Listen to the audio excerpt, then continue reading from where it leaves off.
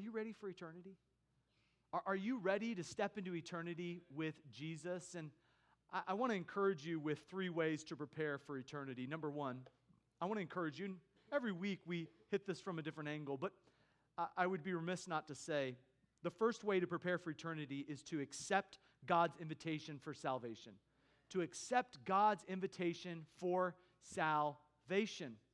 And so, verse number 9 says that the angel told John, the same John that wrote John the Beloved, the same John that wrote the words that we read about Jesus cooking breakfast on the shore of the Sea of Galilee.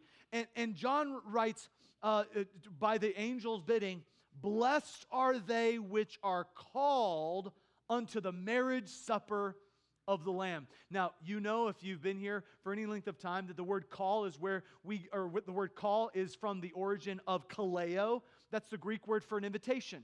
To be given an invitation somewhere.